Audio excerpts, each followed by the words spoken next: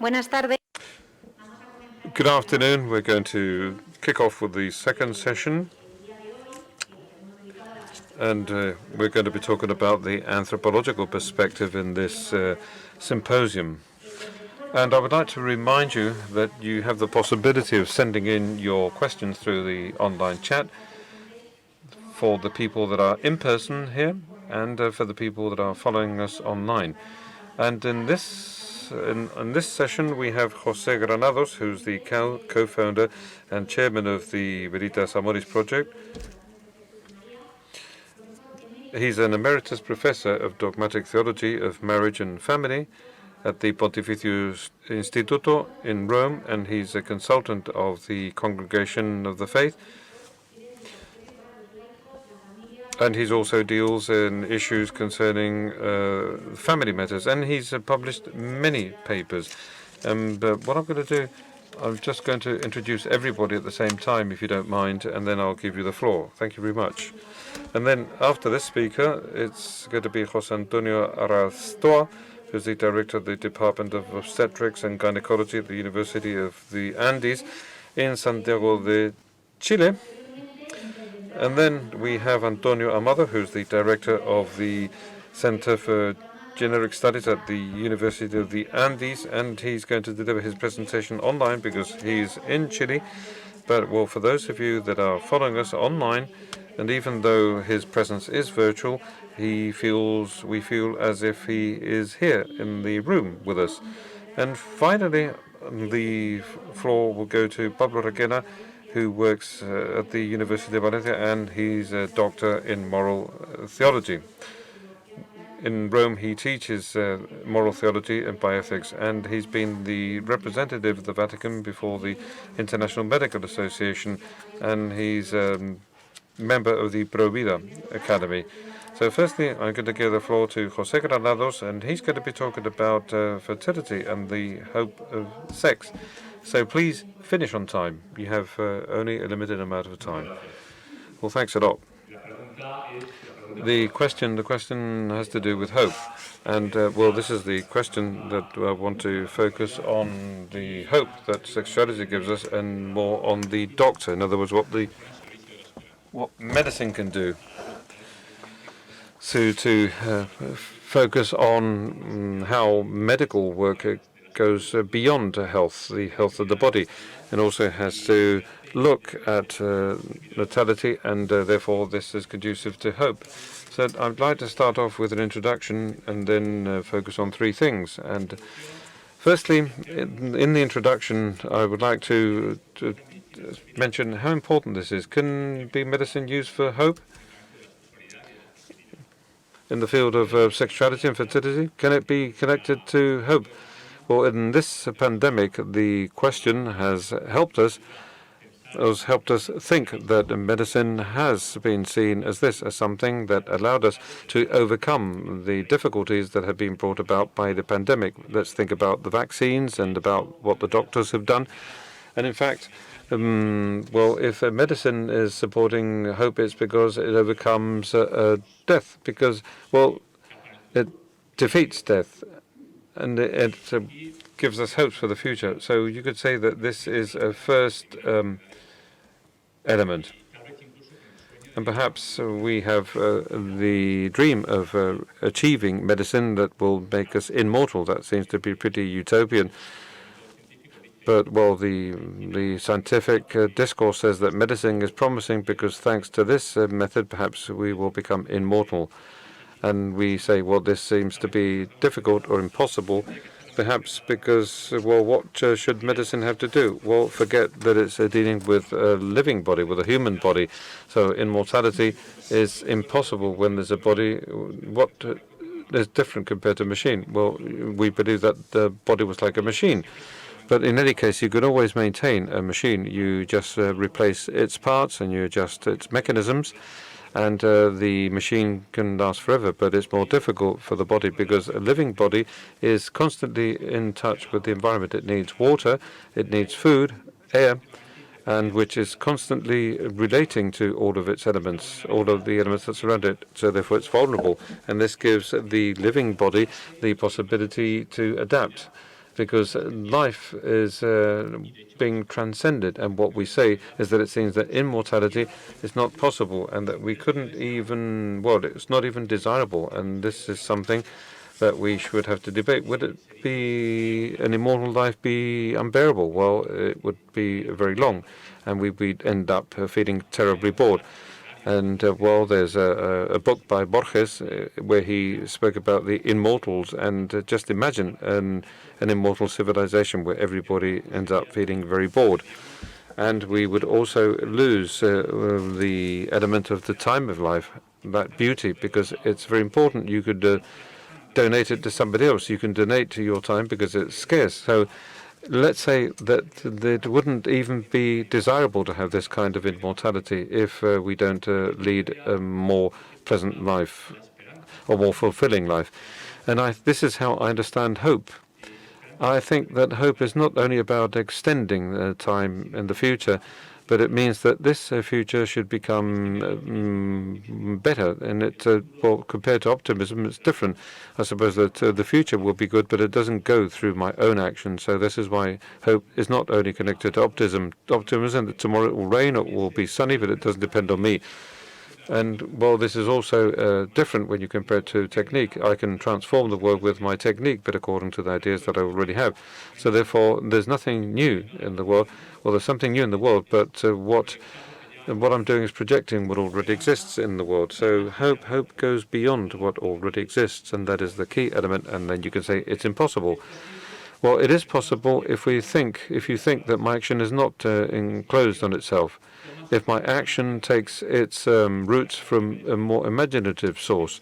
So the fact that you think that I'm doing something in relation to an environment and that this relationship opens up things. So we have the difference between reproducing and procreating, because that's an issue. And it seems that medicine cannot eliminate the barrier of death. So what do we have? And this is where we have the experience of fertility, which is what this conference is all about. Fertility is the possibility of a future that goes beyond the father and the mother and the union. You know that, well, the face of the child was not expected. We didn't know what he looked like before the child was born. And, well, this is something that, well, the child always brings some things that it goes beyond the parents. And here, in medical action, it seems that the doctor is dealing with the future, or is doing something about the future. And this is why it's so wonderful to study fertility. And these are the 3 points that I wanted to mention. And the first one has to do with understanding that the doctor is addressing something much larger than that. Firstly, because, well, this person is trying to heal somebody and to reestablish the equilibrium of the living body. But then we have the second point. We have the sexual body. In other words, the body that has sexual organs and therefore refers to a relationship. And the third point has to do with a fertile body, not only the living and the sexual body, but rather the body that is capable of communicating life. Firstly, of the living body. That's the obvious thing, because the doctor is dealing with a body and not a machine. We are aware of this, of course. And the good doctor knows that it's not he who heals. He or she helps the body heal itself. This is obvious, but it's important. And this is one of the conditions for hope. That is, the doctor is using his know-how. He's operating on something. And, well, we can see this with the vaccines. So we want the vaccine to react with the immune system. If there were no immune system, the vaccine would be useless. So this is the capacity that the body has of defending itself. The body can heal itself. And this is why in ancient times they compared the doctor with the teacher. So, and, well, the teacher does not put the contents inside the heads of the students, but rather he wants the students to learn the truth. And I think that what is important in this hope in the living body, there's an anecdote from Romano Mardini, a German philosopher. When he mentioned this, he said that, well, in my youth we spoke about those surgeons that didn't believe in God. that didn't believe in immortality because they'd operated many times and they'd never seen the soul of the patient. And one could say, well, the soul is invisible. You can't see it, and therefore, well, you could say that to this doctor, don't look for it because you can't see it. But he answered as follows. He said he denies that premise. He said, you have seen the soul, but the trouble is that you didn't know how to identify it because the soul is the first thing you can see. The soul means that the body is alive, and it's the difference between operating on a living body and a cadaver. It's not something that is separate from your body, but it's the life that the body has that establishes a difference between a living being and a machine or a cadaver. And Guardini says that when somebody is angry and is walking towards me, the first thing I can see are not the eyebrows or the mouth. I can see that he's angry. But if you stop to analyze that face, you can say, well, these are the facial traits. And the same thing applies to a doctor that is operating. He's touching the soul because it's life itself. And a doctor that doesn't see the soul doesn't distinguish a living body from a corpse, from a cadaver. And this is where we move on to the phenomenon of life and its difference compared to the machine, which is so difficult. Because sometimes the difficulty doesn't have to do with spirituality or with understanding that there is a spirit, but rather with understanding that there is life. Because life says something more than what we can create or produce. So what characterizes life can be seen in the phenomenon of the metabolism, because the living being is not identified just because it contains the same materials, but rather is continuously changing its matter through the metabolism. And you cannot identify or say that this is the same living being just because it has the same particles. There's something more. There's interiority, and which ancient people called it the soul. So not only things happen outside, but also inside the body. And this is where we have the key element for hope. And this is something you can see in the human being, whose body is different compared to animals. And, well, we could talk about what pertains to the human body in relation to the bodies of animals. And there's a difference that has to do with the possibility of standing up. And Hadjat, who's been mentioned here, has an ode to the toe of your foot. So the toe has allowed us to stand up more than our brain has done. And when you stand up, you can see the horizon. And as you're standing up and as you're in contact with the environment, as you are in permanent communication with the environment, we transcend it. And this has been said many times, whilst animals move and what they're looking for. In other words, their desire has to do with their digestive apparatus, not in the case of the human being. And they move not based on the digestive apparatus. And this shows a difference in relation to animals, and that is that the environment does not determine us. I think that medicine here is the first element of hope that I wanted to point out. And, well, it's all about making man stand up. When you're ill, you're normally in bed, and we want to make man to stand up and to see the horizon and teach that person, that individual, to walk. So this is where we have the first moment of hope, get up. And then I'm going to move on to the second one, and that is that the body is also has sexuality. I wouldn't only say that it has sexual organs, but rather sexuality is the entire sexual condition of the individual. The body is sexual because it's polarized in the man towards the woman and the other way around. So sexual organs express that. It's a reality that has been disseminated through Julian Marias, a major philosopher. I think that was only 20 years ago. And he said that this was something obvious, and he was very concerned that it be reduced to the polarity between what is masculine and feminine. Sorry, you have 5 minutes to go. Well, what I was saying then is that in this,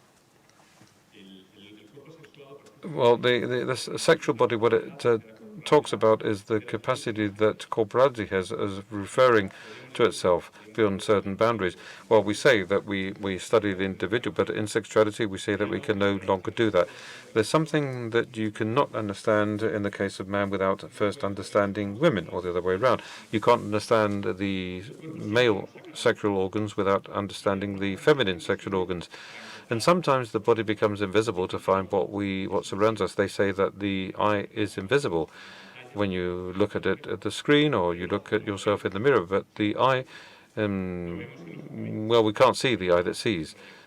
And if we don't look, we wouldn't see the world either. So I think sexuality, what it does, it's not about our possibility of seeing the world, but of accessing another person, of accessing the horizon of another person or the internal world of another person.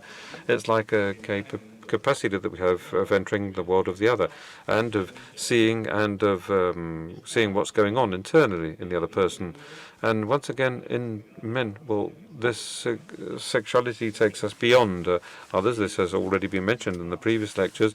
And let's say that we have this final mystery of a person that is always in relation to somebody else.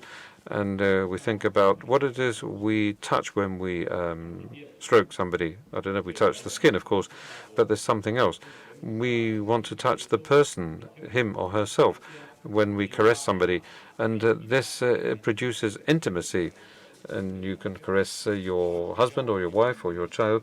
And this goes beyond an epidermal feeling or sensation. And this is how the body allows us to become more intimate with the other person. And the human body shows this relationship capacity, whilst in animals that's not the case. But in men, the sexual relationship takes place face to face. In other words, what becomes the big priority is the face. And there's something essential too in the relationship between the mother and the child. It's the face of the mother that looks at the face of the child, which is different in the case of animals. And this means that sexuality directs me towards the person. And this is what opens up some hope. Because whilst pleasure cannot give me a vital project, because pleasure finishes and starts all over again, but there's no project that doesn't give my life a structure.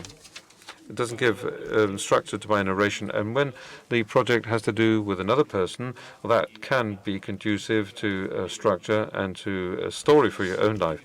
And St. Augustine said that Eve was taken from Adam's rib, because two people that are walking down the same path towards the same goal are linked by their ribs. And the poet Pedro Salinas also pointed this out in one of his poems. It's called Tomorrow, when he said that the word tomorrow doesn't mean anything, that it was an empty word, and it was absolutely something lacking in gravity, until his lover said,